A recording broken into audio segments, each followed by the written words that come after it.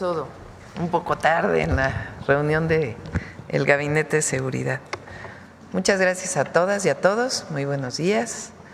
Antes que nada, muchas felicidades a todas las maestras y maestros de México. Más tarde vamos a tener un evento con maestras y maestros y ahí vamos a hablar de el aumento salarial y otras prestaciones y beneficios para las maestras y maestros, principalmente de educación básica.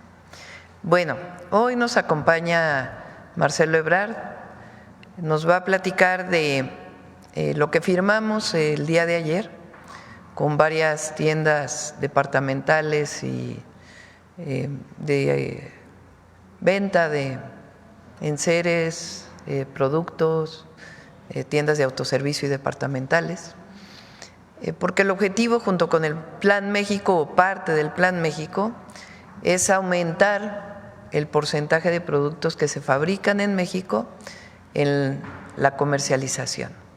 Entonces, Marcelo nos va a platicar de en qué consiste este acuerdo que firmamos y al cierre de la conferencia, como siempre todos los jueves, Mujeres en la Historia.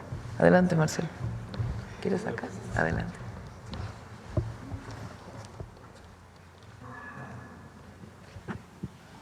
Muy buenos días, señora presidenta, amigas, amigos.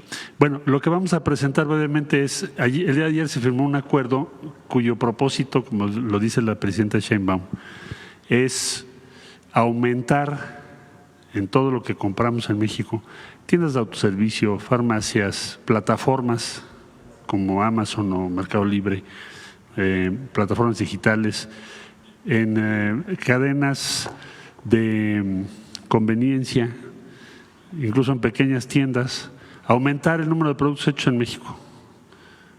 Que esto nos lleve a que también haya por consecuencia un aumento en la producción nacional y por lo tanto más empleos en México. Ese es el objetivo de todo este programa.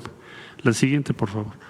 Entonces, incrementar la disponibilidad de productos hechos en México, en todas las tiendas de autoservicio, departamentales, especializadas, minoristas, plataformas de comercio electrónico y otros puntos de venta. Participan, ahora les voy a decir cuántos grupos. Esto nos va a permitir fortalecer la economía del país priorizando lo que producimos y manufacturamos en México. Ese es el principal objetivo. El acuerdo va a estar vigente durante 3 años, después se renovaría en 28, y en total son 22 grupos empresariales que con mucho entusiasmo, debo decir, han firmado el acuerdo y nos han ayudado mucho a convocatoria de la presidenta Sheinbaum. Más empresas del sector que se puedan sumar en estos días, seguramente esto va a crecer. La que sigue, por favor. Ahora, ¿esto qué significa en porcentajes? O sea, ¿cómo lo voy a ver yo en los stands o en los puntos de venta? Bueno, primero, en las tiendas de autoservicio vamos a pasar en este periodo de 50% de productos hechos en México a 70%.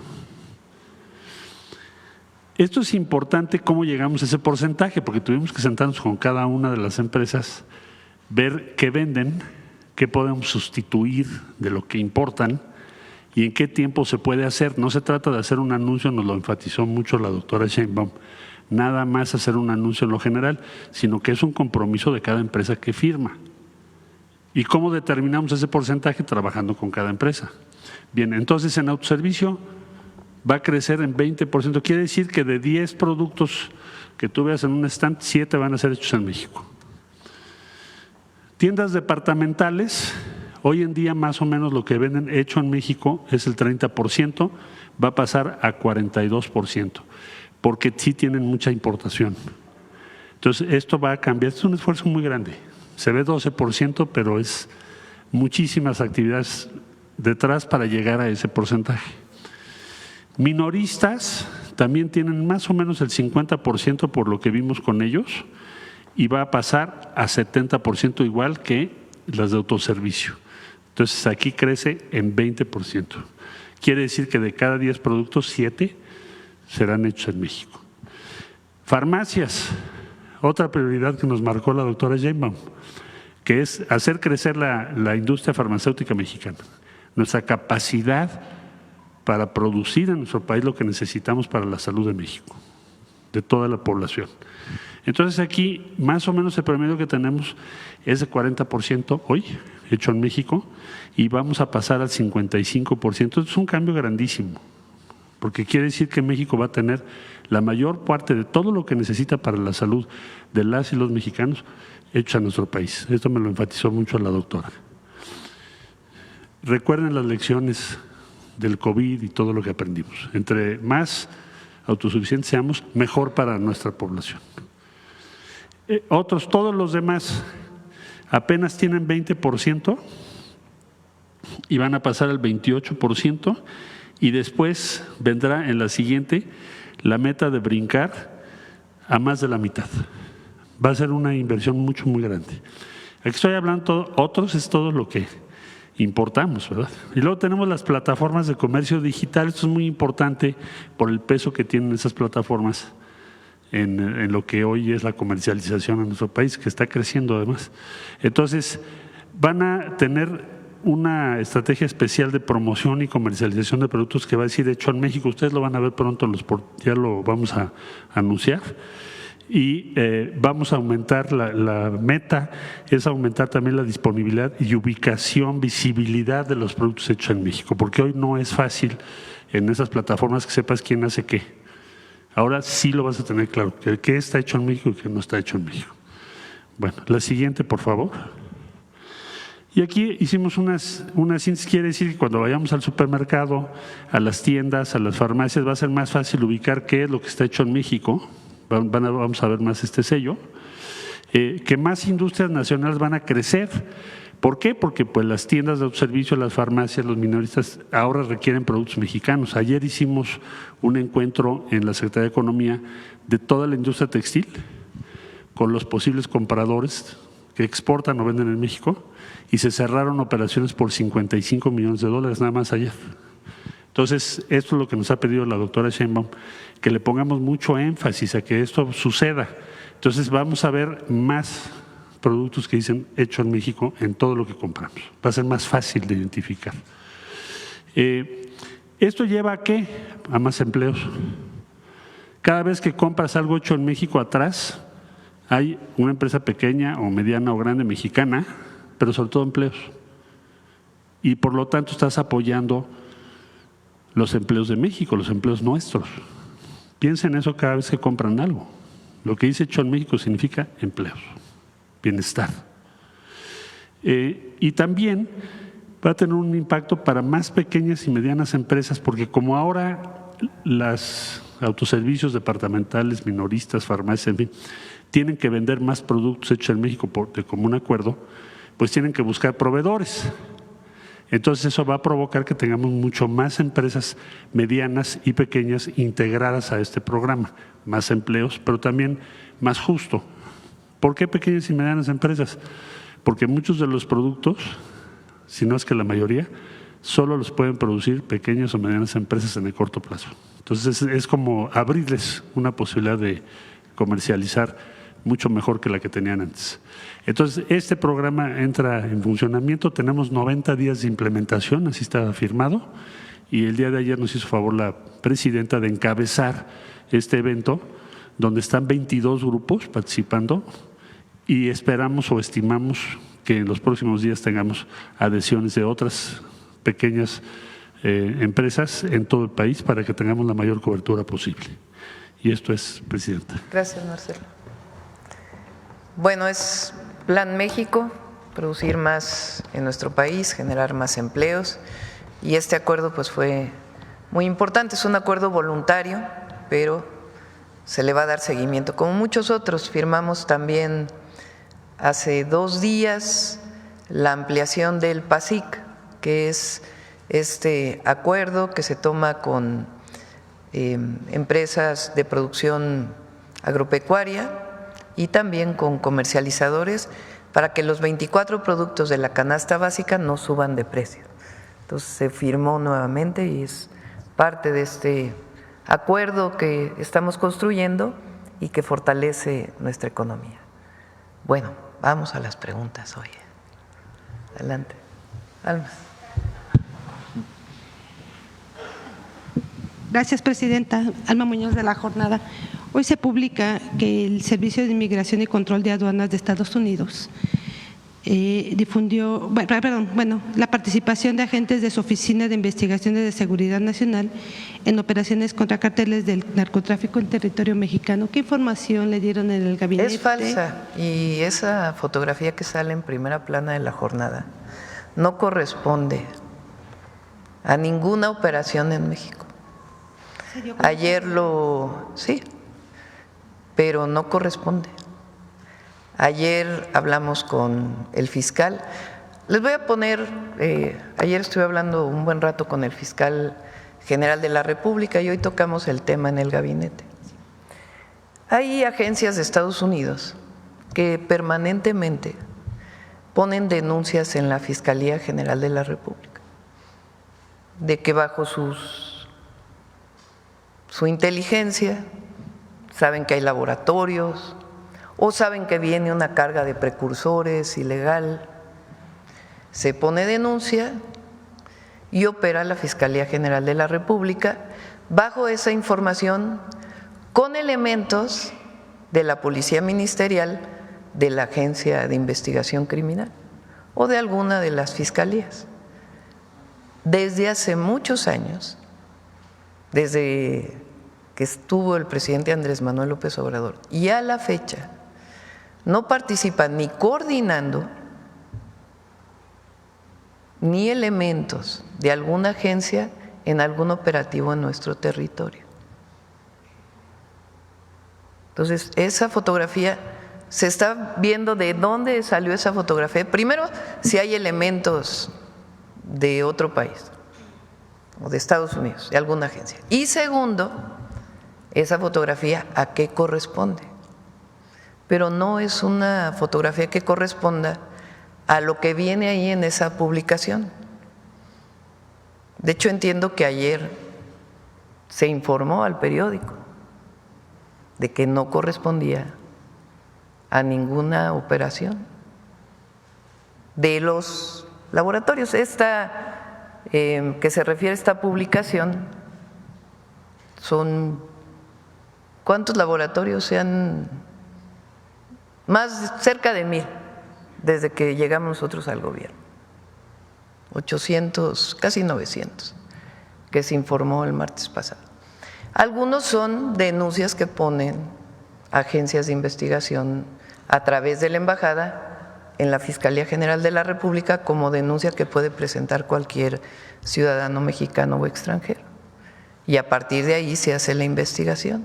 Entonces, como dije ayer, hay coordinación, hay colaboración, hay cooperación en el marco de respeto a nuestras soberanías.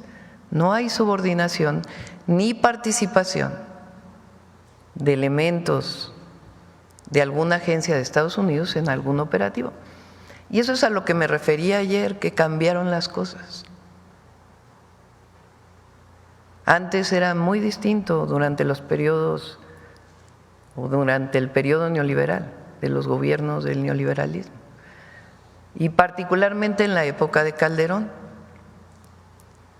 que se abrió la posibilidad de que se entrara a que operaran las propias agencias en los operativos. Eso desde que llegó el presidente López Obrador ya no ocurrió. Aquí está Marcelo, fue canciller con el presidente Andrés Manuel López Obrador. Sí, ¿por qué no comentas algo con relación a esto? Sí.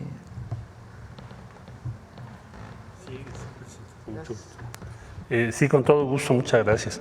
Bueno, yo diría que inclusive, si ustedes recuerdan, se hicieron una serie de reformas de ley a raíz de la detención de General Cienfuegos y se establecieron una serie de obligaciones y de restricciones legales y esas pues siguen vigentes, básicamente para evitar precisamente lo que se había dado, particularmente en el sexenio de Felipe Calderón, de que teníamos tanto en algunas dependencias mexicanas como en instalaciones mexicanas presencia de ellos en todo. Incluso se hicieron operativos en México. en su momento. Entonces, eso cambió radicalmente y eso provocó también muchas fricciones, debo decir, en ese tiempo con la Embajada de los Estados Unidos, con las agencias y demás que estaban en contra de esa legislación. Pero bueno, el estatus hoy es totalmente distinto a lo que era antes, para empezar por cuanto a obligaciones y restricciones legales que tienen establecidas. ¿Sería cuánto? Es decir, desde que llegó la Cuarta Transformación, la relación con Estados Unidos y sus agencias es distinta. Entonces, sí es importante, ojalá la jornada saque también en primera plana la respuesta de la Fiscalía o de la Secretaría de Seguridad o de la Defensa, porque no corresponde esa fotografía a algún operativo que se haya hecho en nuestro país que tenga que ver con alguna denuncia. ¿Ustedes están rastreando de dónde pudo provenir esta Sí, se puede buscar de dónde viene esta fotografía, pero incluso ahí se dice un vehículo de la Defensa. En la fotografía no se observa ningún logotipo de la Defensa Nacional. Entonces, lo puedo decir con la información de Fiscalía, de Defensa, de Secretaría, pero además porque así está la ley en nuestro país y porque así es la convicción de la presidenta, porque ese es nuestro mandato, de cuidar la soberanía y que la relación con Estados Unidos hay mucha coordinación, muchísima colaboración en información, en inteligencia, pero en México opera las agencias mexicanas y allá en Estados Unidos pues las agencias de Estados Unidos. Me decía ayer el fiscal que en particular esto que informó de la incautación de droga y el desmantelamiento de este laboratorio fue una denuncia que puso la Embajada de Estados Unidos y a partir de esa información se opera y se desmantela el laboratorio. Hay casos similares del otro lado. Por ejemplo, con información de la Fiscalía, en Estados Unidos se desmanteló un laboratorio en Arizona, de la Fiscalía General de la República, pero no hay participación de las agencias en los operativos. Presidenta, ¿qué atribuye? Porque esta difusión, de hecho ahorita lo estoy viendo en las redes de la Embajada de Estados Unidos en México. ¿A qué atribuye esto? Y sobre todo porque hoy llega el nuevo embajador. ¿Qué mensaje? Bueno, hoy llega el embajador, el lunes lo vamos a recibir con otros embajadores que hay que entregar sus cartas y vamos a platicar con el embajador. A Estados Unidos no le gusta, o a las agencias en particular, que no puedan entrar como entraban antes.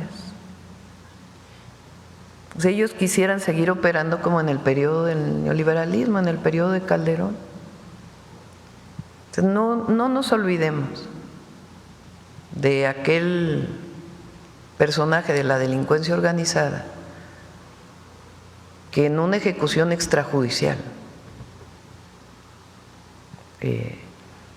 fue presentado en los periódicos nacionales y que la propia embajada dijo fue operación de la DEA. No, en este caso se colabora, coordinamos, pero no hay operación en donde participen agentes de Estados Unidos. ¿Y usted cómo calificaría entonces que la embajada haya mandado en redes esta información? Incluso están difundidas aquí en sus redes las fotografías. Pues es lo que les digo, no les gusta pues que la presidenta diga que se va a defender la soberanía. Pero con el presidente Trump hay muy buena relación y con el secretario de Comercio hay muy buena relación. Y con el secretario del Tesoro hay muy buena relación. Y hay mucha comunicación permanente con distintas instituciones del gobierno de Estados Unidos. Entonces habrá algunas personas que no, o sea, que quisieran participar como era antes, pero no, eso ya cambió y de ahí no nos vamos a mover. Primero porque la Ley de Seguridad Nacional, a ver, pon de una vez primero la Constitución y luego la Ley de Seguridad Nacional.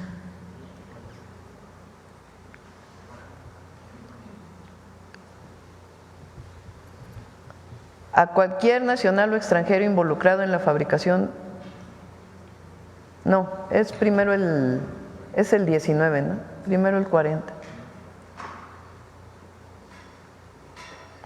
El pueblo de México bajo ninguna circunstancia aceptará intervenciones, intromisiones o cualquier otro acto desde el extranjero que sea lesivo de la integridad, independencia y soberanía de la nación. Eso ya es constitucional.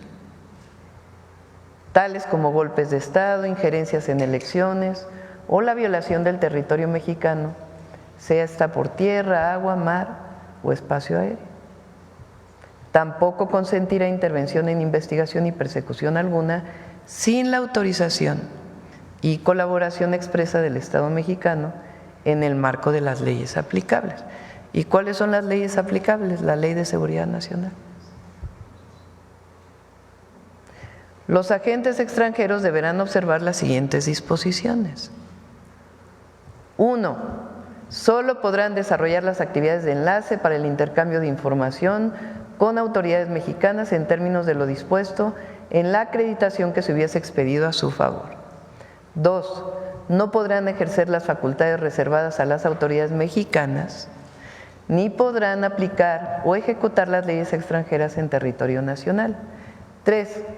Deberán abstenerse de realizar gestiones directas ante autoridades distintas de la Secretaría de Relaciones Exteriores o de las dependencias que corresponden en términos de los respectivos convenios de cooperación internacional suscritos por el Estado mexicano en materia de seguridad y que contribuyan a preservar la seguridad nacional. Deberán poner en conocimiento de las autoridades mexicanas que corresponda en términos de los respectivos convenios de cooperación internacional suscrito por el Estado mexicano en materia de seguridad y que contribuyan a preservar la seguridad nacional, la información de que se alleguen en el ejercicio de sus funciones. Deberán presentar ante las Secretarías de Relaciones Exteriores y de Seguridad y Protección Ciudadana un informe de carácter mensual en las materias relativas a los convenios de cooperación, adelante, bilateral suscritos por el Estado mexicano en materia de seguridad y que contribuyan a preservar la seguridad nacional. En dicho informe se deberán incluir las actividades y gestiones que desarrollen ante las diversas autoridades federales, de las entidades federativas y de los municipios. Tendrán prohibido realizar o inducir a terceras personas a realizar detenciones, a realizar acciones tendientes a la privación de la libertad, a allanar la propiedad privada o a cualquier otra conducta que resulte violatoria de la Constitución Política de los Estados Unidos Mexicanos y las leyes nacionales aplicables. Entonces está muy clara la Constitución y la Ley de Seguridad Nacional. Entonces en ese marco hay coordinación, hay colaboración y hay cooperación en ese marco.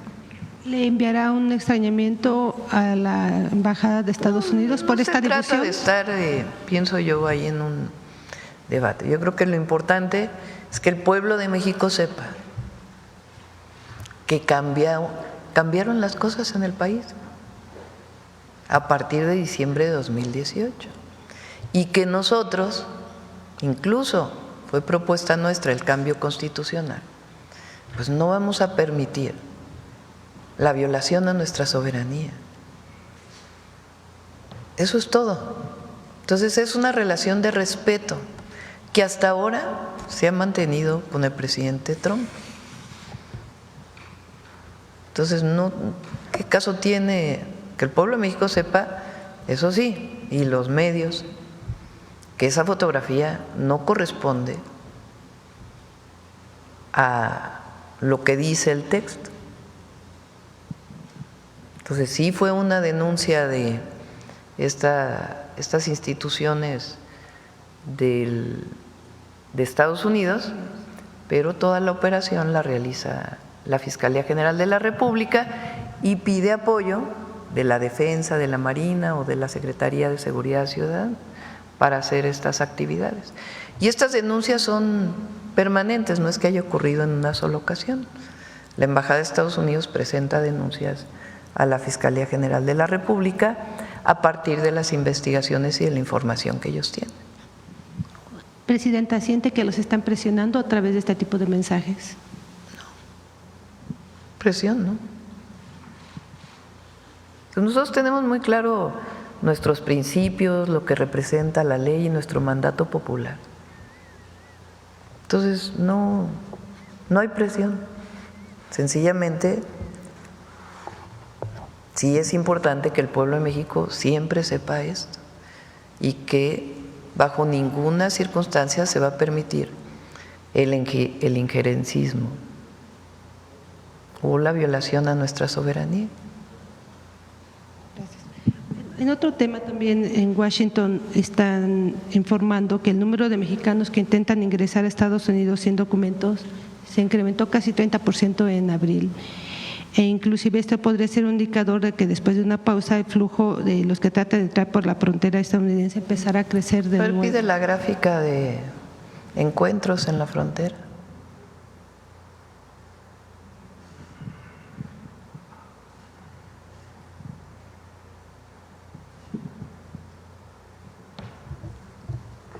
No, la que viene de tiempo, que esa es del 2 de enero. La que presenta el secretario de Seguridad todos los días. Que se las mande para el día de hoy y ahora la presentamos. Son encuentros, en diciembre del 2023 llegaron a ser más de 13,000 encuentros en la frontera. Estamos de acuerdo con la propia Agencia de Aduanas de los Estados Unidos y de Migración, son alrededor de 400 diarios, de los cuales más o menos la mitad son mexicanos, 200, imagínense. O sea, de lo que históricamente ha sido, hoy son 200 mexicanos que intentan cruzar la frontera, son detenidos en la frontera con Estados Unidos y regresados a México. Entonces no hay un aumento. Gracias. Y por otro lado, sobre los maestros, ¿nos puede adelantar un poco cómo va a ser el acuerdo? ¿Es un desayuno? ¿Van nada más el Sindicato Nacional? Sí, va la representación del Sindicato Nacional de Trabajadores de la Educación, como todos los 15 de mayo. Hay el reconocimiento por antigüedad a muchas maestras y maestros, y ahí vamos a hablar de el porcentaje de aumento salarial y otras solicitudes que ellos han estado haciendo. Recuerden que yo planteé hace pues ya algunos meses, número uno, por lo pronto el congelamiento de la edad de jubilación para aquellos que se encuentran en el 10º transitorio. Cuando se hizo la modificación a la ley del ISSSTE, se cambió de un régimen solidario a cuentas individuales y a retiro en vez de jubilación, que hay sus diferencias. Los maestros piden la derogación de esa ley. Entonces hemos planteado que es complejo por lo que significaría en términos presupuestales. Pero en aquella aprobación de la ley, a los que nos quedamos, porque en mi caso, pues, en su momento como maestra universitaria, investigadora de la UNAM y después como servidora pública, pues todos estamos afiliados al ISSSTE. Entonces, en mi caso nos quedamos en el 10º transitorio, como muchos otros maestros, que quiere decir que se quedan en el régimen anterior. En ese régimen anterior lo que pusieron es un aumento cada vez de la edad de jubilación. Entonces lo que planteamos nosotros es por lo pronto congelar ese aumento de la edad de jubilación para que se puedan jubilar con lo que en la edad que se jubilaron o en los años de servicio del 2024 y seguir discutiendo para poder hacer una disminución, pero tenemos que hacer bien pues, los cálculos presupuestales para poder cumplir con esa demanda. Eso fue lo primero que planteamos. Lo segundo es el congelamiento, disminución, quitas de los créditos de Foviste, que es una demanda no solo de los maestros, pero principalmente de las y los maestros, porque los créditos de Foviste, al igual que del Infonavit, se hicieron de tal manera que aunque siguieras pagando, de todas maneras debías cada vez más. Entonces, se hace un congelamiento de eso. El tercer planteamiento es que en el caso de la reforma o lo que quedó de la UCICAM, que es la manera de promoverse de los maestros, que entremos a una discusión escuela por escuela, para que lo que decidan los maestros, eso sea el cambio que podamos generar. Ellos han pedido pues, que sea una discusión desde abajo y estamos totalmente de acuerdo, entonces que entremos a esa discusión desde abajo. Esencialmente fueron las propuestas que hicimos y seguir trabajando en la mejora de las condiciones laborales de las y los maestros de México. Entonces, hay algunas otras cosas que vamos a plantear el día de hoy que pueden irse avanzando, pero preferiría esperarme a la reunión con los maestros para poderlo decir. ¿Y el incremento salarial nos puede adelantar? Hasta que sea el desayuno con los maestros. Sí, les puedo adelantar algo que es importante. El último incremento salarial del presidente López Obrador estableció que las y los maestros ganaran como mínimo, es decir, un salario mínimo para las y los maestros que fuera equivalente al salario medio del IMSS. El salario medio del IMSS pues ha ido aumentando del año pasado a este. Entonces nosotros queremos mantener al menos el salario medio del IMSS, que ya tuvo un incremento muy importante del 2024 al 2025. Y solo de mi parte ayer avanzó también en Estados Unidos lo del impuesto a las remesas. ¿Ustedes ya tienen un impacto de lo que esto va a hacer? Avance en una comisión, falta que pase por otra comisión y después por el Pleno. No estamos de acuerdo, es incluso en Estados Unidos inconstitucional, porque se cobraría doble impuesto, porque las y los mexicanos que viven en Estados Unidos ya pagan impuesto.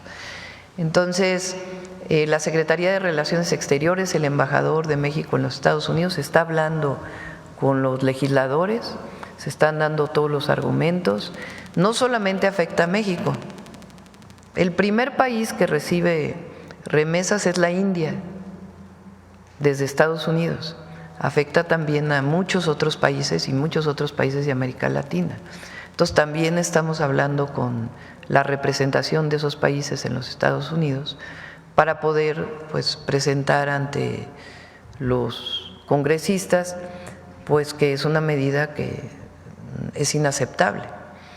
Y vamos a seguir en este esquema. El Senado de la República ya se manifestó. Nosotros les planteamos pues que envíen una comisión del Senado también para hablar con los congresistas de Estados Unidos y varias acciones que vamos a tomar que mañana vamos a platicar un poco más de ello. Gracias.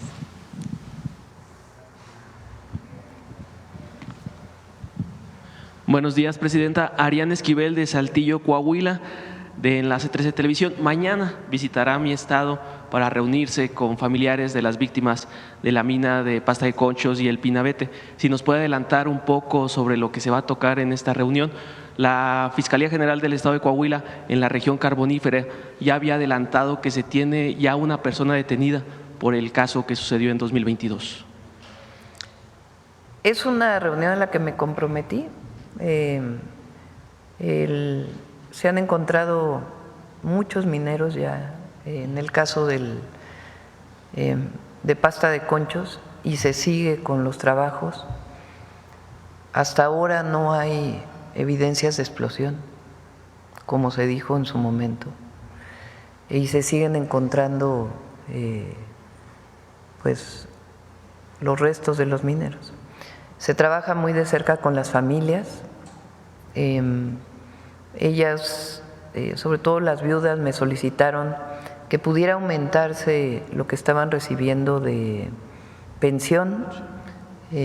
Ya a través del IMSS y del INDEP vimos la manera que esto sea posible y ya se hizo realidad, y algunas otras acciones que estamos tomando. Recuerden que el presidente López Obrador hizo un compromiso con los deudos de pasta de conchos, con los familiares, las familiares principalmente, desde 2006. Esto ocurrió en 2006 y desde su campaña lo prometió y lo cumplió cuando llegó al gobierno. Habló con los familiares y les planteó cualquiera de las dos opciones, que hubiera una reparación integral del daño o que se siguiera buscando. Y al final lo que se acordó es que fueran las dos, que hubiera una reparación integral del daño y además que se siguiera buscando. Entonces, Comisión Federal de Electricidad sigue con este trabajo. Acudimos a este lugar en septiembre de 2024, fuimos 2 veces con el presidente en la gira conjunta de transición y ahí me comprometí con las y los familiares a seguir buscando hasta encontrar al último minero. Y lo vamos a hacer. Pero además, pues tienen algunas otras solicitudes que hemos ido atendiendo. Entonces, pues ha sido una buena noticia para ellos el que pues después de 6 años de estar o 5 años de estar excavando con un recurso importante, pues se haya estado encontrando a los mineros. Y al mismo tiempo la Fiscalía de Coahuila pues lleva su investigación y algunas otras solicitudes. Entonces vamos con ellos, como nos comprometimos, pues a darle seguimiento. Después vamos al Hospital del Iste de Torreón, que ya también va muy avanzado. Y de ahí vamos a Chihuahua, vamos a entregar tierras al pueblo Rarámuri en Guadalupe y Calvo y luego vamos a Baja California Sur. Presidenta, en esta visita regional va a ir a Torreón también a la inauguración de este Hospital del Iste. Si nos puede adelantar un poquito más, es un gran proyecto que va a poder atender a más de 350,000 derechohabientes de toda la laguna, de la región. Pues ya que estemos ahí, mejor para no adelantar. Perfecto, Presidenta. En otro tema, ya se confirmó desde el lunes el presupuesto inicial para la construcción del tramo del tren de pasajeros Saltillo-Nuevo Laredo. Si tiene más detalles sobre para que nos pueda platicar y cómo va a beneficiar este proyecto a todos los estados del norte del país. El proyecto, recuerden que va a Ciudad de México, Nuevo Laredo, es el tren del Golfo de México.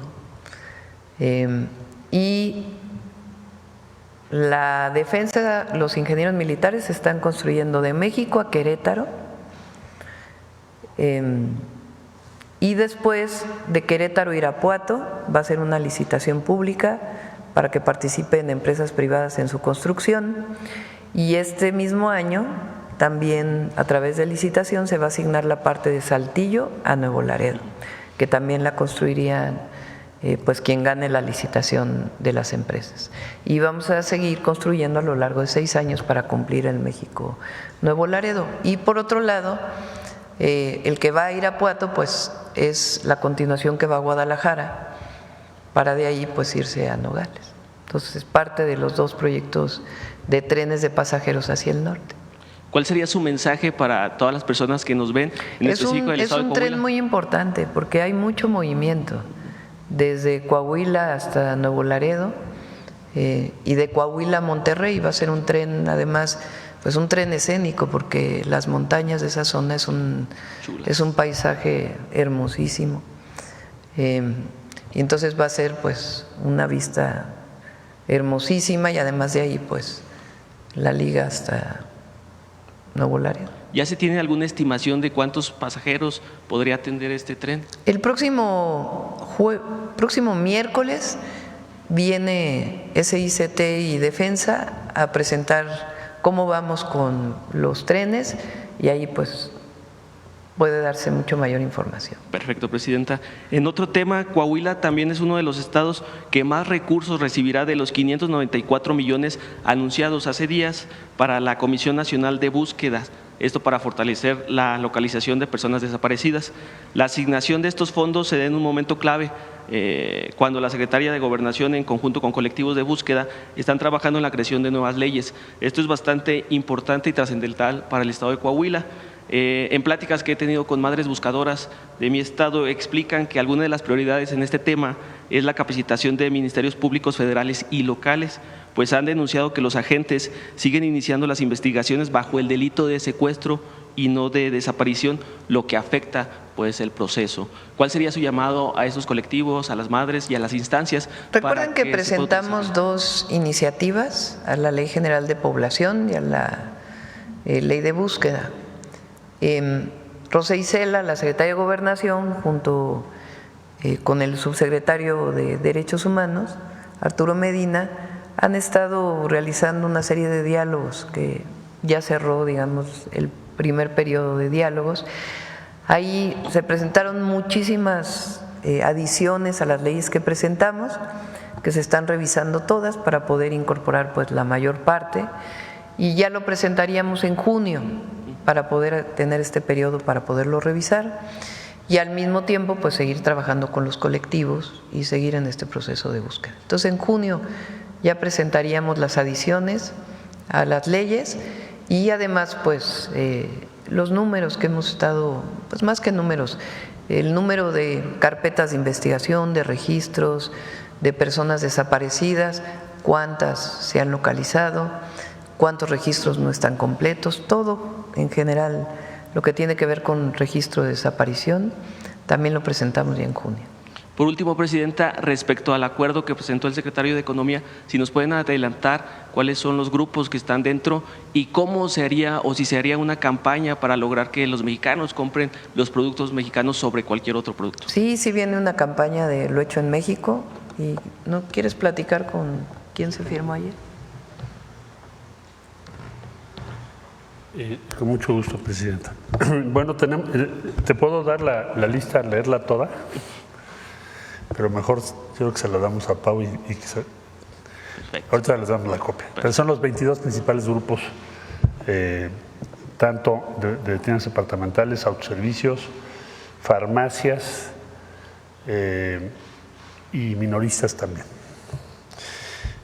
Se trata, y así nos lo pidió la Presidenta, que hiciéramos un esfuerzo para que esté pues la mayor parte, más del 90% de la red de comercio de nuestro país. Entonces yo creo que ya están incluidos o estamos cerca de ese porcentaje.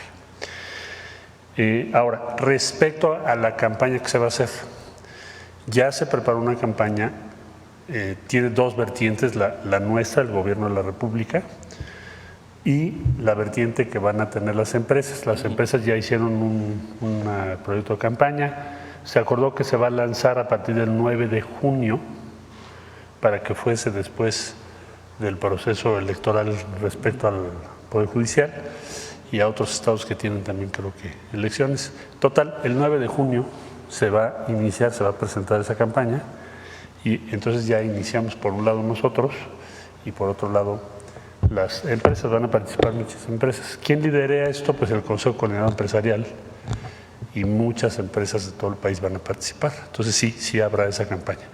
Y son en total 22 grupos con 28 empresas, porque hay grupos que tienen varias empresas. Por ahora son los que firmaron el día de ayer, que representan la mayoría del comercio de México. Gracias, Presidenta. A ver, ¿quién estaba desde ayer, verdad? Gracias, Presidenta. Yusbel Carolina, de Código Libre. Presidenta, el secretario Juan Ramón de la Fuente, quien sostuvo un encuentro con el ministro de Relaciones Exteriores de China para hablar sobre la importancia de seguir trabajando en conjunto, ¿qué trae de su venir en materia de educación, tecnología, ciencia o turismo? ¿Qué nos puede adelantar sobre aumentar el comercio con China? Hubo una reunión en China que estaba programada desde hace tiempo entre CELAC es esta organización de países de América Latina y el Caribe, y China, que es parte pues de las reuniones que tiene CELAC. Fueron varios presidentes, en nuestro caso fue el secretario de Relaciones Exteriores. Ahí salió un comunicado conjunto que tiene que ver con pues seguir manteniendo, como hace México con todo el mundo, relaciones comerciales. Hay mucha relación comercial con China. Es distinta a la de Estados Unidos, porque con Estados Unidos tenemos un tratado comercial de libre comercio. Con China no hay un tratado de libre comercio como con otros países del mundo. Entonces, en ese marco participó Juan Ramón en esta reunión y se reunió con el canciller de China y hablaron de pues muchas colaboraciones que puede haber en otros ámbitos que no tienen que ver con el comercio, también con el comercio, pero en otros ámbitos, como colaboración científica, tecnológica, turismo. Llega pocos ciudadanos de China en turismo a México comparado con lo que es lo que ha crecido el turismo de esta nacionalidad en otros países del mundo. Entre otras cosas tiene que ver con la visa que otorga México, que tarda mucho tiempo. Entonces se están viendo este tipo de acuerdos para que se aceleren, por ejemplo, en el consulado de allá, la posibilidad de las visas para turismo, en fin, varios temas que se están revisando con ellos.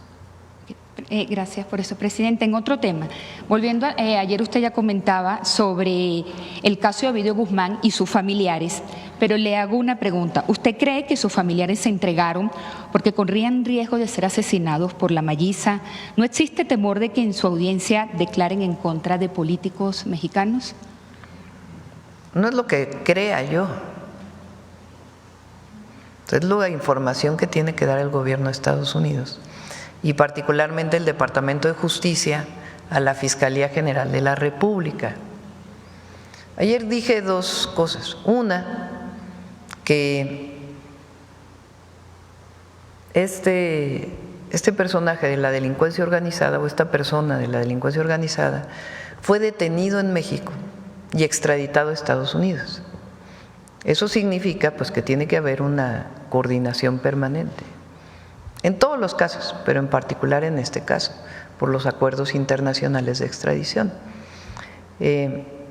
Y segundo, también mencioné que cómo se explica, primero que si hay acuerdo, tienen que informar, y segundo, si hay acuerdo, ¿cómo es que determinan que esta organización es una organización de acuerdo con ellos terrorista y se establecen acuerdos? Eso fue lo que dije ayer.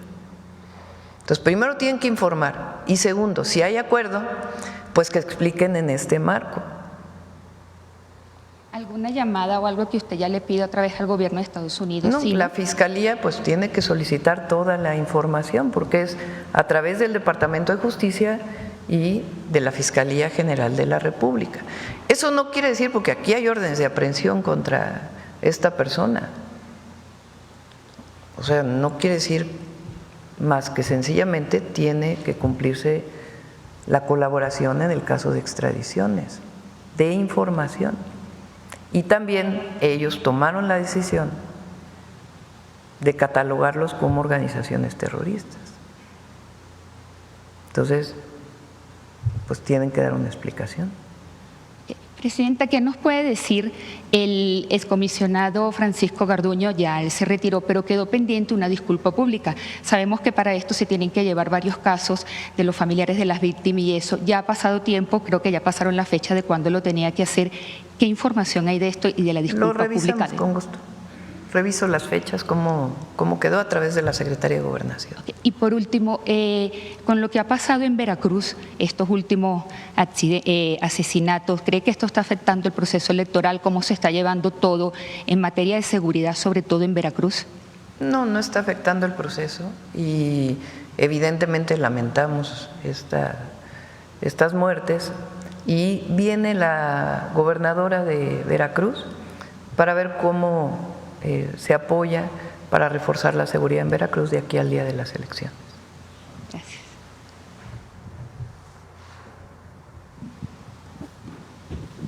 Doctora, buen día. Carlos Guzmán de 4 Media Telecomunicaciones, Veracruz. Pues de inicio que nos diga cuándo viene la gobernadora. ¿Viene hoy? ¿La gobernadora de Veracruz? Mañana. ¿Mañana va a estar aquí? Okay. no es cierto, viene la próxima semana, perdón, la próxima semana. Mañana es viernes, ¿no? La próxima semana, perdón. Y bueno, comenzando con temas un poquito más agradables, pues el día de ayer la Fiscalía de Puebla da a conocer que finalmente se rescataron los instrumentos de este grupo musical de Ángeles Azules. Es preguntar si tiene más información al respecto. Sí, el comandante de la Guardia Nacional, el general Cortés, estableció contacto con personal de Los Ángeles Azules. Primero para ver cómo ocurrió el asalto y poder prevenir en esta zona en donde ocurrió el asalto que pueda haber otros asaltos, con la información que se da, y derivado de ello ya se está haciendo un operativo especial en esta zona. Y segundo, pues tener más información para poder coadyuvar en la investigación, junto con la Fiscalía de Puebla, ¿no? Y poco tiempo después se informó que habían dejado los instrumentos quienes habían cometido este ilícito, y sigue la investigación para ver, para que haya las detenciones pertinentes, ¿no? Pero en efecto aparecieron prácticamente todos los instrumentos musicales. ¿Quién se comunicó? ¿El gobernador Alejandro Armenta, con el que tiene buena relación, o con el fiscal? No, directamente la Guardia Nacional con las víctimas, con Los Ángeles Azules. Segunda pregunta. Aparte de la colaboración que se tiene entre gobierno, con el gobierno de Puebla y con la propia Fiscalía. Pero en particular, pues lo importante era si hay más información, y además saber cómo ocurrió, para que en esta zona, en la carretera, no vuelvan a ocurrir más casos como este. Consultarle en segunda instancia, doctora, el día de ayer se dio otro desmentido. Una supuesta narcolista que había de narcogobernadores, funcionarios. Hay que dar crédito a quien finalmente hizo el trabajo, la chamba. Fue Armando Guzmán, un corresponsal que ya tiene mucho tiempo allá en Washington, el cual le pregunta al Departamento de Estado justamente ese tema. No recuerdo exactamente la respuesta, pero como que de inicio le dijeron, ¿what? O sea, ¿de qué se trata? ¿De qué me hablas? Ya después, con Pepe Cárdenas en su programa, sale lo que es esta información, este desmentido. Es consultarle de inicio qué opina de que finalmente se ocupen cosas que ni siquiera se preguntan a la fuente original de información. Y la segunda es, en el tema político, ¿cómo lo ve, doctor? Pues hay muchos rumores, son rumores. Únicamente son rumores. No hay, México no ha sido notificado de nada en particular que tenga que ver con esto de que supuestamente había unas listas. Ayer también veía de una persona ahí, que ni voy a decir su nombre, que aseveraba que no sé cuánta cosa, de no muy buena reputación, por cierto. Entonces, tiene que haber responsabilidad en la información, particularmente de los medios de comunicación y de quienes se dedican al periodismo, porque hay muchos de ustedes que están aquí que tienen sus propios canales de redes sociales, su propia forma de información, pero siempre se tiene que ser responsable en la información que se da, tiene que haber una fuente. Entonces, en este caso se pregunta al Departamento de Estado, en efecto, y se dice que no, pues que no hay nada. Entonces, para la ciudadanía, para la gente, es importante que cualquiera de esta información pues se verifique. Por eso nosotros tenemos el detector de mentiras, tanto para comentócratas y otros que acostumbran utilizar la mentira como forma de análisis, tanto como para noticias o noticias falsas en las redes que no tienen nada que ver con la veracidad de la información a la que todos debemos sujetarnos. Y doctora, bueno, penúltima pregunta, porque sí me gustaría consultarle al secretario Marcelo el tema del gusano barrenador. De inicio con el secretario Marcelo, es si nos puede comentar desde la instancia de economía.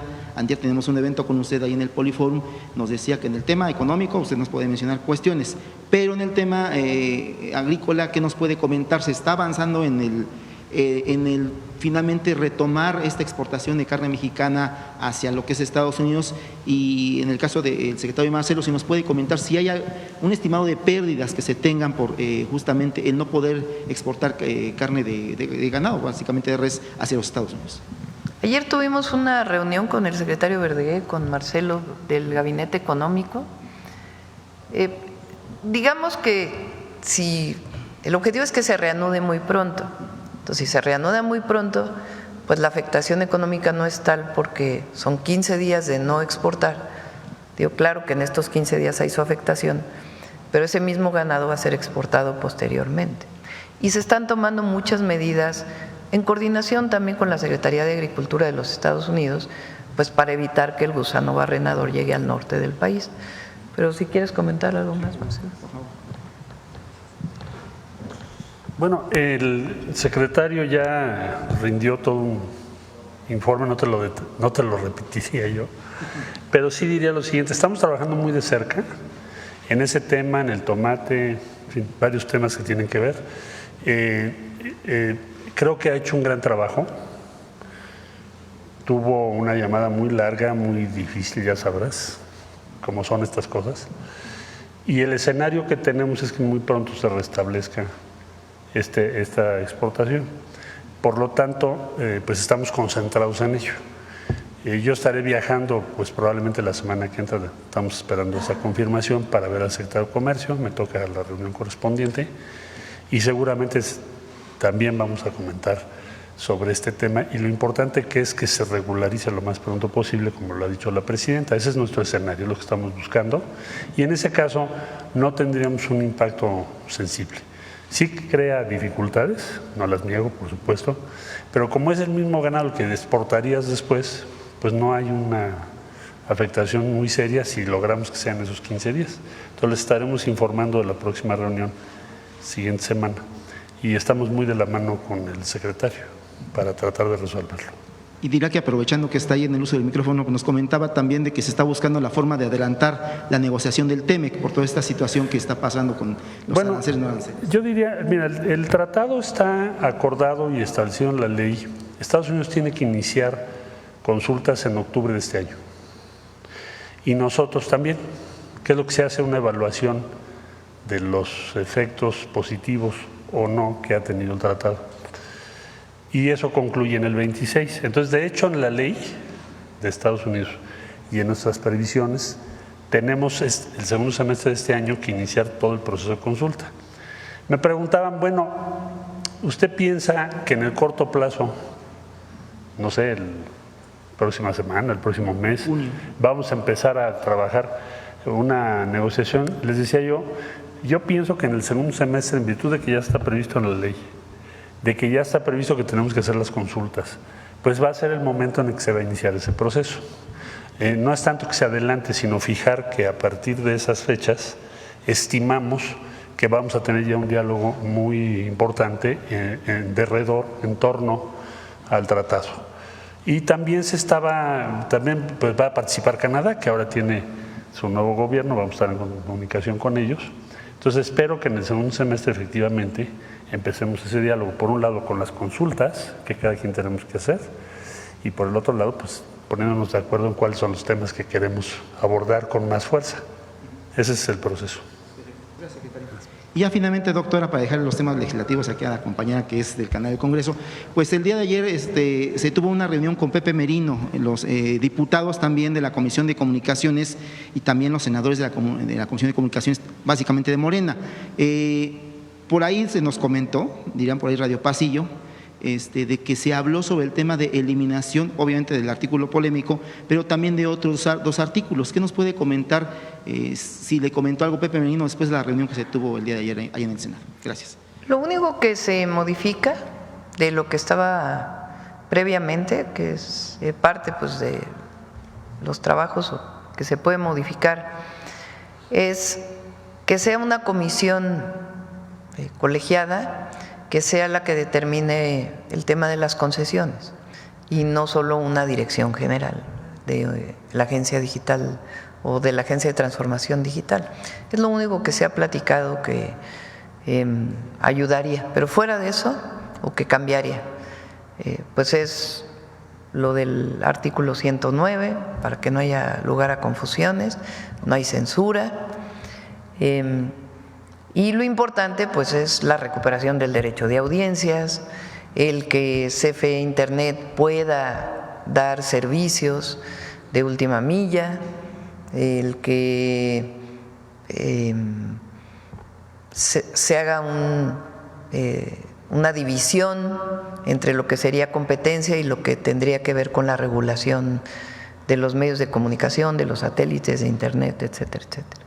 Entonces, lo que planteamos ayer de la ley es la esencia de la ley y no tengo conocimiento de que haya algún otro cambio. De todas maneras, el Senado de la República abrió estos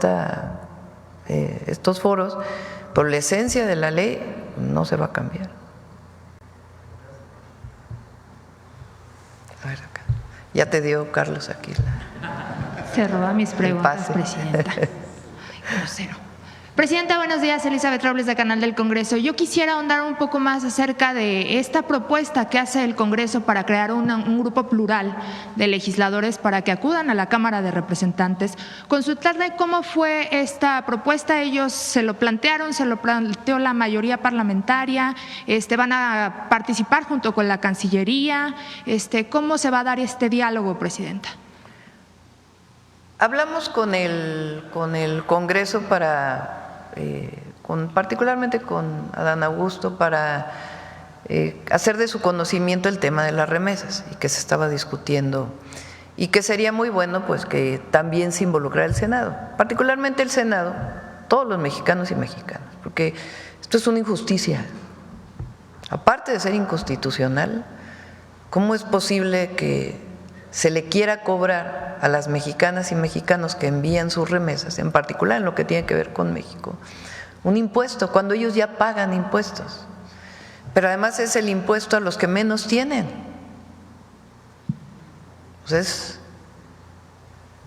que cobren impuestos a los de arriba, no a los de abajo. Entonces, le hicimos de conocimiento al Senado que se estaba discutiendo y fue iniciativa de ellos que pudieran hacer un comunicado y le preguntaron a todos los partidos políticos si estaban de acuerdo. Y qué bueno que en este caso pues todos los partidos políticos estuvieron de acuerdo y dijeran, a ver, pues en este caso no hay diferencias y vamos a defender a nuestros paisanos allá y a todas las familias mexicanas que reciben apoyo de sus familiares que viven en Estados Unidos. Y a partir de ahí salió la iniciativa pues que hubiera un grupo que se fuera a hablar con los congresistas de Estados Unidos. Así fue cómo sucedieron las cosas y me parece bien.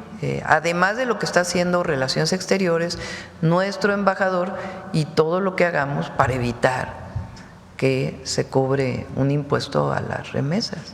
Sería muy injusto y además no correspondería a las leyes de Estados Unidos. Presidenta, ¿vea usted en esta iniciativa algún intento de Estados Unidos por presionar para que se anticipe, se adelante la revisión del TEMEC? Ellos tienen un problema que no es de ahora, les ocurre muchas veces, que es que no tienen suficientes recursos para poder cubrir el año del gobierno federal y están buscando otros ingresos. Entonces, por eso no solamente es lo de las remesas, hay otros temas que están planteados en estas modificaciones que particularmente plantearon los congresistas republicanos. Entonces, pues digamos que están en su derecho de buscar otras formas de ingresos para el gobierno, pero no cobrándole impuestos a quien ya pagó impuestos y además pues a trabajadores mexicanos, familiares, que envían a sus familiares apoyo y que además pues no son los trabajadores y trabajadoras pues de menos recursos. Entonces yo creo que nosotros y en nuestra Constitución está de que los impuestos se deben cobrar progresivamente, pague más el que más tiene. Pero por eso pues trabajo que está haciendo Relaciones Exteriores, nuestra embajada, muchas organizaciones de paisanos y paisanas allá que también están haciendo lo propio, y ahora pues el Senado de la República, que tiene que ver con los temas de relaciones exteriores, con la política exterior, que decidió hacer este comunicado y además pues enviar a una comisión. Finalmente, Presidenta, adicional a colaboración que hace el Senado de la República en materia de diplomacia parlamentaria, ¿el gobierno estaría evaluando hacer alguna reforma o alguna modificación para contrarrestar estas medidas de impuestos? Porque en su momento… nuestro objetivo es que esa ley o esa modificación, que no pasen los impuestos a las remesas. ¿Y si sucediera? No, esperemos que no suceda. Entonces, si es necesario, nos vamos a movilizar. O sea, nosotros vamos a proteger a las familias mexicanas y a las familias de mexicanos allá, porque es muy injusto. Entonces, ahora pues es la plática, el trabajo, etcétera, que se está haciendo de manera diplomática. Y muchas organizaciones allá, y repito, no solo es México, tampoco están de acuerdo muchos otros países del mundo, que también reciben sus familiares remesas por parte de familiares. Entonces, nuestro objetivo es que eso no pase y dar todos los argumentos. Y el argumento principal es que no se puede cobrar un impuesto doble. A quien ya pagó impuesto, pues no se le debe volver a cobrar ese impuesto. Entonces, no, vamos a hacer todo lo necesario y hablar con el Departamento del Tesoro, también el secretario de Hacienda ya está buscando esta llamada. Y como es una iniciativa de los congresistas, pues hablar con los congresistas y hacerles ver que es una medida muy injusta. Gracias, Presidenta. Buenos días, Presidenta. Manuel Galetzi Ramírez, de Cinine y El Político en las Redes. Hoy, aprovechando la fecha, 15 de mayo, con el plantón de la CENTE, quisiera preguntarle si también se están considerando los diálogos respecto a las dudas que había en algunos docentes de la nueva escuela mexicana. Al principio de su sexenio se lo pregunté porque algunos docentes siguen como confundidos, incluso un poco inconformes con respecto a que se toma demasiado trabajo colegiado y que se desaprovechan las aulas. De igual manera, preguntarle si su gobierno y la SEP está considerando algunos mecanismos para recibir y recabar las voces de otros sectores que incluso son disidentes de ambas fracciones docentes. Por ejemplo, el martes y miércoles estuvo el Comité Ejecutivo Nacional Democrático aquí afuera en Palacio Nacional y parte de lo que argumentaban era que su voz no era escuchada. Esa sería mi primera pregunta. Va a haber diálogo siempre con la CENTE. Bueno, yo me he reunido con ellos, había una reunión previa a la que ellos ya no quisieron asistir, creo que era el 8 de mayo, pero va a haber diálogo permanente y nos vamos a hacer lo que esté en nuestras manos para apoyar a las maestras y a los maestros de México y a la educación pública. Siempre lo hemos defendido. Hay demandas que se solicitan, pues que el presupuesto no da para poderlas cumplir, pero en la medida de lo que podamos y hasta donde podamos, vamos a ayudar a las y los maestros de México. Y también en la revisión de el UCICAM, que es la manera de promoción y movilidad del magisterio, yo me comprometí en mis 100 puntos que iba a desaparecer el UCICAM. ¿Qué lo sustituye o cómo se...? Eso es nuestro planteamiento es, vámonos a que opinen los maestros y las maestras de base de todo el país, no foros controlados, no. Vamos abajo, a que nos digan cómo se debe modificar eso. Y lo que decidan los maestros, eso va a ser. Porque nosotros sí creemos, queremos y admiramos a las y los maestros de México, que son de lo mejor que tiene nuestro país. Durante todo el periodo neoliberal se dedicaron a calumniarlos. Supuestamente la educación pública era pésima, supuestamente, porque ese fue el cuento que hicieron. ¿Y quién era el culpable de esa mala educación? Bueno, hicieron una película financiada por Claudio X González. Ellos promovieron la represión a los maestros, Claudio X González y compañía, y ellos fueron los que construyeron este discurso de que las y los maestros de México eran lo peor que había en México y que había que estarlos examinando permanentemente y revisando y no, nosotros no estamos de acuerdo con ello. Claro que las maestras y los maestros deben actualizarse, pero eso se hace con ellos, no con comisiones externas evaluadas por quién sabe quiénes. Yo no estoy de acuerdo con eso. Yo fui profesora universitaria, muchos años, investigadora de la UNAM. ¿Quién me evaluaba? Fíjense, en la UNAM. ¿Quién evalúa la promoción del personal académico de la UNAM?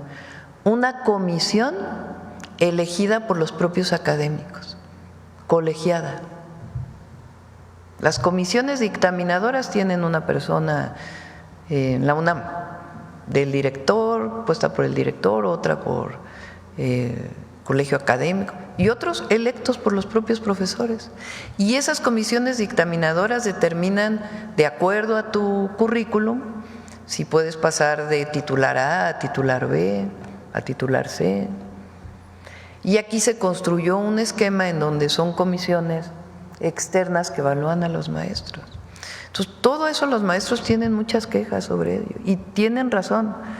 Ahora, no me parece que sea la presidenta quien deba plantear, este es el esquema que ahora deben de seguir. No, tiene que venir de las y los maestros.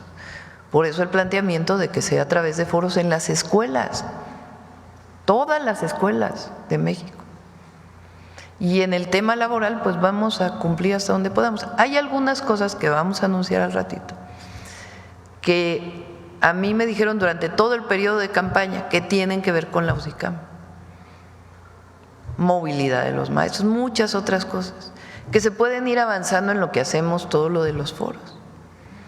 Pero cambió también, así como cambió la relación en muchos temas con Estados Unidos, como cambió el modelo económico, de igual manera cambió la relación del gobierno con los maestros y las maestras de México.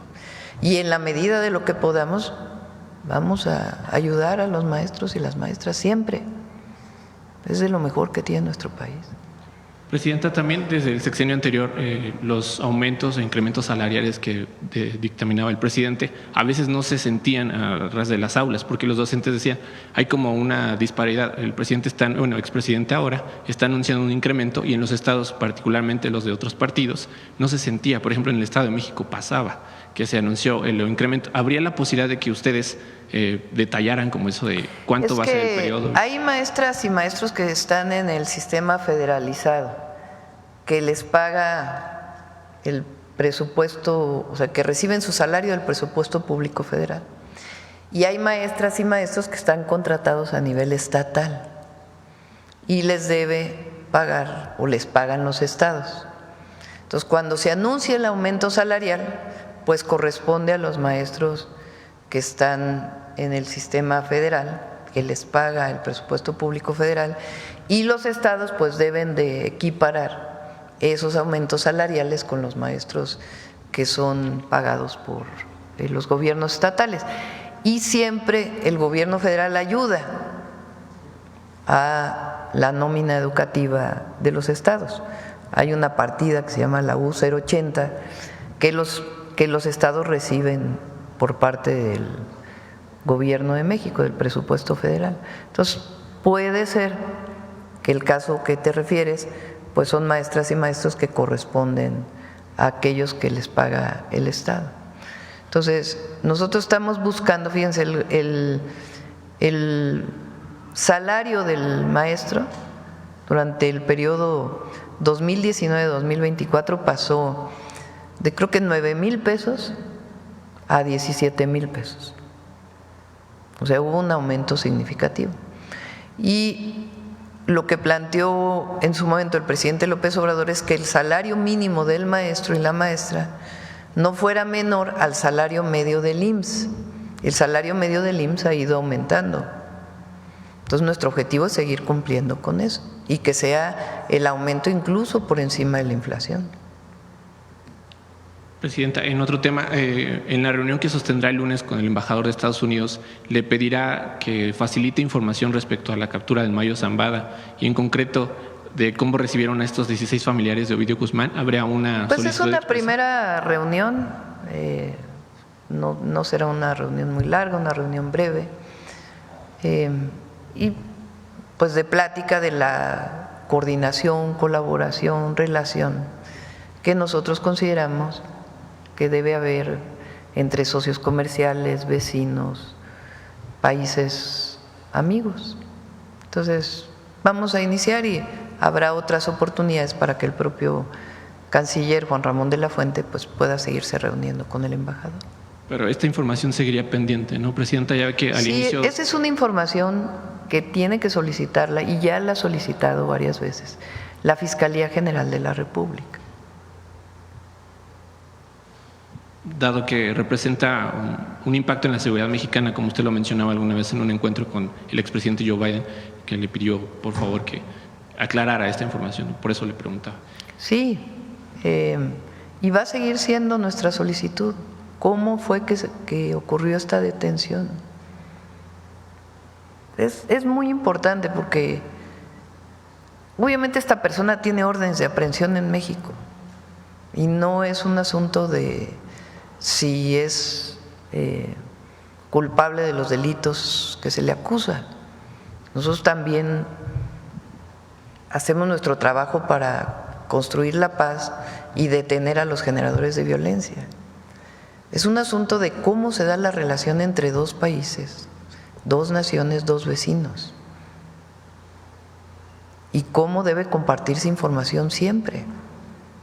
Porque hay muchos casos, repito, como dije ayer, está el caso Rápido y Furioso, que nunca terminó por haber detenciones. Cuando salió lo de Wikileaks fue que hubo más información sobre ese caso. Está el caso del general Cienfuegos, en donde no había ninguna prueba para una detención. O sea, hay muchos casos. Entonces, lo que nosotros establecemos como una relación de respeto, pues es que haya información permanente y la colaboración que tiene que haber en la Fiscalía General de la República y el Departamento de Justicia de los Estados Unidos. Y otras cosas, como el comercio, que ahí hay muy buena relación y se ha establecido una muy buena relación, o como agricultura, que puede haber momentos en donde no se está de acuerdo, pero hay mucha comunicación, como fue el caso del agua, en donde se estableció una mesa de trabajo y se llegaron a una serie de acuerdos, o como han sido las llamadas que he tenido con el presidente Trump, en donde llegamos a acuerdos. Entonces es una relación de respeto, colaboración y coordinación. Presidenta, en otro tema, ayer el Tribunal Electoral determinó que el INE pueda revisar la idoneidad de ciertos candidatos al Poder Judicial, pero esto no sé si sea suficiente porque todavía hay casos como el de Jorge Olvera García, el rector de la UEM del Estado de México, que estuvo implicado incluso en la estafa maestra, como sabemos un desvío de 7,000 millones de pesos, y quisiera preguntarle si esta determinación que tuvo el Tribunal Electoral sería suficiente para poder pues separar a candidatos o postulaciones que pueden ser muy polémicas. ¿Usted considera que sería suficiente? ¿Para qué? ¿Postulaciones para? Para el Poder Judicial. Bueno, respondió el INE, sí, lo leí hoy, me iba a comunicar Rosa Isela, que se pueden revisar después de la elección. Ese es el planteamiento que ellos hacen, si es que llegara a ganar una persona que no cumple con los requisitos. Hasta donde entiendo, ese es el comunicado que hizo el INE, vamos a ver el tribunal. Pero lo importante es participar el 1 de junio en la elección al Poder Judicial y esta gran posibilidad que hoy tenemos en nuestro país de no solamente elegir al Poder Ejecutivo y el Legislativo, sino por Constitución, que entre todas y todos decidamos quiénes queremos que nos representen en el Poder Judicial. Y ya para finalizar, Presidenta, preguntarle sobre alguna información respecto a la investigación de la influencer que desgraciadamente fue… Hay una investigación, se está trabajando para poder encontrar pues primero a los responsables y el móvil de por qué fue esta situación. Y es muy, pues obviamente nuestra solidaridad con su familia, con esta lamentable situación, pero está trabajando el Gabinete de Seguridad en coordinación con la Fiscalía. ¿Qué le parece cómo lo han retomado los medios, Presidenta? Se ha reproducido una y otra vez el video, lo comparten. De por sí ya es una situación dolorosa y que aqueja. ¿Haría un llamado para que frenen esta difusión del contenido? Pues yo creo que el llamado siempre es al respeto a las víctimas, ¿no? Siempre. Y lo que corresponda a la autoridad para hacer la investigación y hacer las detenciones correspondientes. Bueno, ya cerramos. Vamos con Mujeres en la Historia. Permiso, Presidenta. Muy buenos días a todas y a todos. Les extiendo a mis compañeras y a mis compañeros maestros y maestras pues un caluroso abrazo, todo mi reconocimiento, toda mi admiración y todo mi cariño. Nuestro país y educación básica está conformada por 1.200.000 docentes, a todas y a cada una, pues todo nuestro reconocimiento y admiración por el trabajo que se realiza día con día. Hoy, 15 de mayo, pues hemos, desde la sección de Mujeres en la Historia, pues hablado de distintas maestras como Rita Cetina, Eulalia Guzmán, Elisa Acuña. Sin duda las maestras han sido principales y un pilar fundamental en las revoluciones de nuestro país, como lo veremos también con la cápsula del día de hoy, pero previamente nada más como brevario cultural. ¿Por qué se celebra el Día de la Maestra y el Maestro el 15 de mayo? Bien, es desde Venustiano Carranza, el presidente Venustiano Carranza, 1917, es decir, también ya estamos próximos a cumplir 100 años de este reconocimiento a las maestras y maestros de nuestro país. ¿Por qué 15 de mayo? Se toma esta fecha por la toma de Querétaro, que implica la caída del Segundo Imperio. No tiene algo que ver con un tema educativo, pero sí fundamental en la historia de nuestro país, en la defensa de nuestra soberanía. Conozcamos sobre las maestras de las misiones culturales. Una de las demandas más importantes de la Revolución Mexicana había sido la educación pública, gratuita y laica para el pueblo. Este principio fue inscrito en el artículo 3 de la Constitución de 1917. En 1921, el presidente Álvaro Obregón creó la Secretaría de Educación Pública con José Vasconcelos al mando, quien lanzó una cruzada nacional contra el analfabetismo y para consolidar la unidad y la identidad nacional a través de la educación. Vasconcelos promovió, con el apoyo en puestos estratégicos de maestras que habían participado en la Revolución Mexicana, la creación de bibliotecas públicas, la edición de materiales de lectura y la expansión de la educación en las comunidades rurales. En este contexto, en 1923 se inició la primera misión cultural, en Zacaultipán, Hidalgo. Con las misiones culturales se buscaba que los habitantes de las comunidades incorporaran nuevos saberes prácticos para el hogar, la agricultura, la higiene y la economía comunitaria. Conforme pasaron los años, las misiones integraron otros aprendizajes y motivaron a las comunidades a compartir sus conocimientos con los profesores misioneros. El éxito de las misiones culturales llevó a que en 1926 se creara la Dirección de Misiones Culturales, bajo el mando de Elena Torres Cuéllar, quien procuró el mejoramiento cultural y profesional de los maestros en servicio, así como el bienestar de las comunidades. Elena Torres Cuéllar fue una propagandista revolucionaria, feminista, socialista, escritora y educadora mexicana que en 1916 impulsó la educación Montessori en Guanajuato y en 1917 la educación laica, normalista y mixta en Yucatán, donde también creó una escuela Montessori para hijos de obreros en la colonia Ixtná, Mérida. En los años 20, Elena Torres fue parte de un grupo de maestras que encabezaron la política educativa del país. Ella al mando de la Dirección de Misiones Culturales. Esperanza Velázquez Bringas, a cargo del Departamento de Bibliotecas. Eulalia Guzmán en la dirección de la Campaña Nacional de Alfabetización y Julia Nava de Ruiz Sánchez como directora de la Escuela de Enseñanza Doméstica.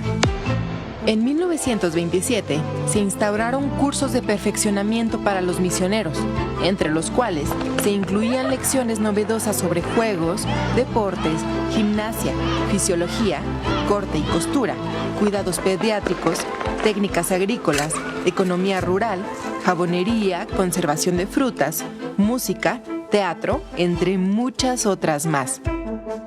A pesar de que las misiones culturales se desarrollaron a lo largo y ancho del país con bastante aceptación, hubo oposición de sectores ligados a la Iglesia Católica. Durante la Guerra Cristera entre 1926 y 1929, se intensificó la violencia contra las maestras y los maestros rurales, a quienes consideraban portadores del laicismo y de las reformas estatales. En 1932, las misiones culturales abandonaron su carácter itinerante al incorporarse a las escuelas rurales. La participación de las maestras en este proyecto educativo y cultural fue una muestra de lo indispensables que han sido para la historia de nuestro país. Ellas han contribuido al despertar de las conciencias, al mejoramiento de la vida y a la lucha por la justicia social. Cientos de maestras, como Elena Torres Cuellar, entendieron la educación como un compromiso ético, político y comunitario.